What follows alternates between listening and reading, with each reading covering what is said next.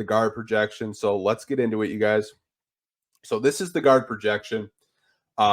This is from Basketball Reference, so we're going to get straight into it. We'll start with Cade Cunningham because I think a lot of people, including myself, were very intrigued what's going to happen with Cade Cunningham this season. Now, if you look at their projections for Cade Cunningham this season, they have Cade sitting at 23.6 points per game this season, 5.2 rebounds a game, 7.6 assists per game, shooting 45.4 from the field, 35.4 from three, and 86.5 from the free throw line. Again, that is Cade Cunningham's stat projections from Basketball Reference. I think when you look at these stats, that just sounds like a Cade Cunningham stat line to me. I personally think his assists will be a little bit higher. I think he averaged 7.5 last year. I could definitely see Cade in that, 8.5, maybe close to 9 range, given the spacing that he has. A second option in Tobias Harris, personally.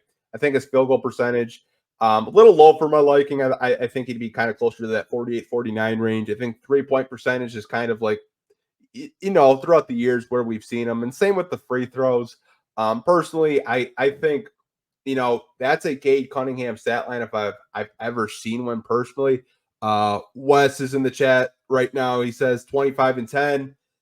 Hey, I love it, Wes. If Cade's averaging 25 points and 10 assists tonight, I think that's a win for the Pistons. Now, we'll go over to the next guard on this projection list from Basketball Reference. It's Jaden Ivey, and this is the one where I was probably the most surprised, you guys.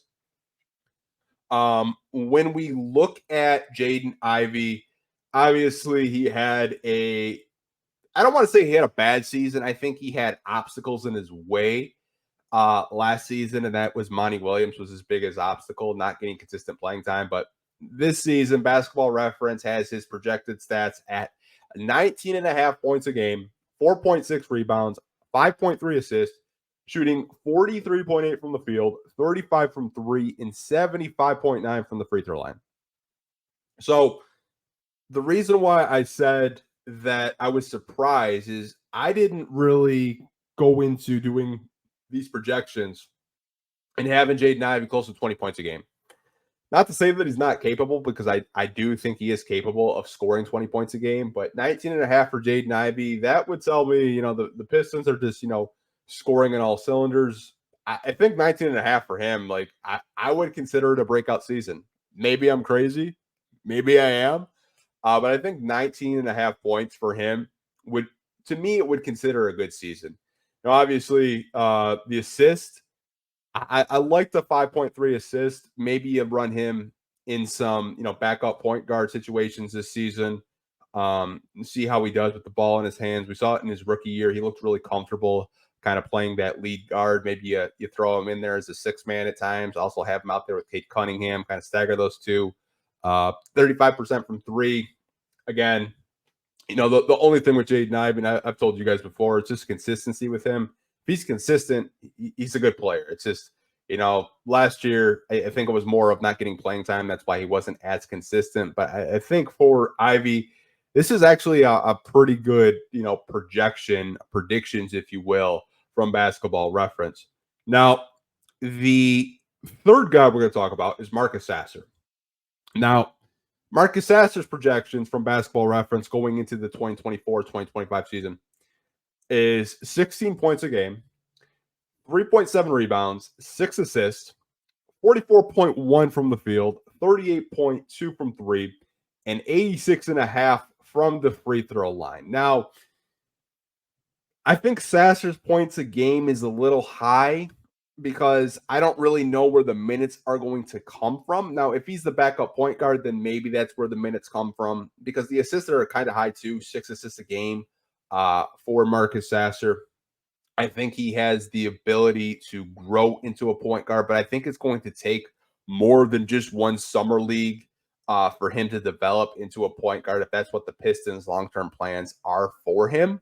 But I think he has the ability to learn the point guard position. I'd be really surprised if he came out, averaging 6 assists, backing up Cade Cunningham.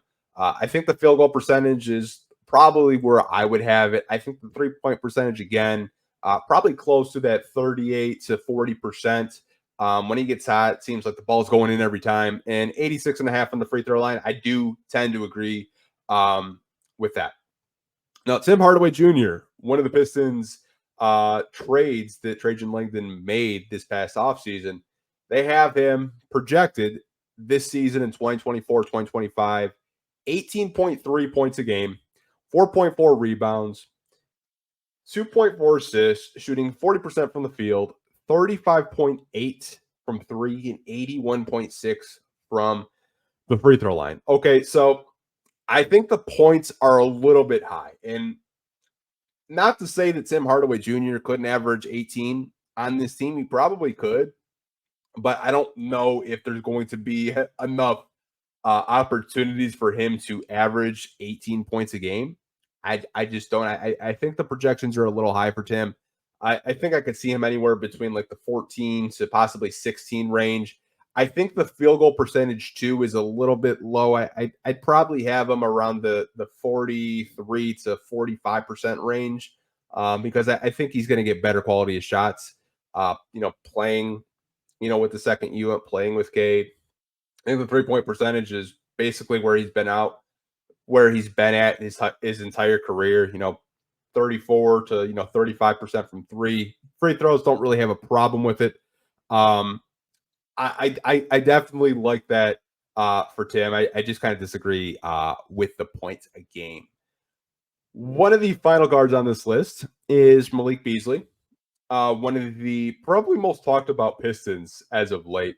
A lot of Pistons fans are really kind of warming up to the idea of Malik Beasley, and I think a lot of Pistons fans will enjoy him. But his projections for 2024-2025 via Basketball Reference, they have him sitting at 15.2 points a game, 4.6 rebounds, 1.9 assists, shooting 42.3 from three, 39 from three, and 75.6 from the free throw line. Now, when I'm looking at these stats for Beasley, 15 points a game may seem a little high, but when he's hitting threes, I think 15 points a game is definitely, doable. I don't really have too many gripes with this stat line. I think the rebounds aren't going to be that high. They'll probably be lower, probably closer to 2 in my personal opinion. But 39 from 3, that's kind of been like where he's at throughout his career. Maybe the free throw percentage is a little high. And someone said, Mr. Longitude said, with these averages, we're getting 30 wins. Yeah.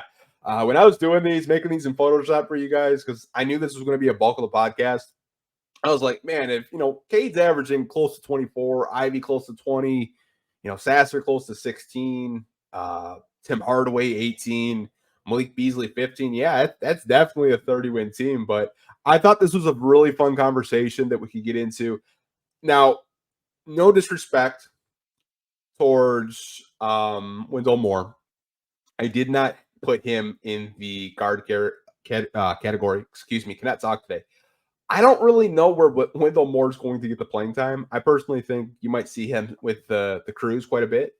But I didn't really have him in here. I feel like these are the guards that a lot of you guys talk about: Cade, Ivy, Sasser, Tim Hardaway Jr., and Malik Beasley. But personally, I think these are a little bit saturated. They're a little bit high, but it is something that we can talk about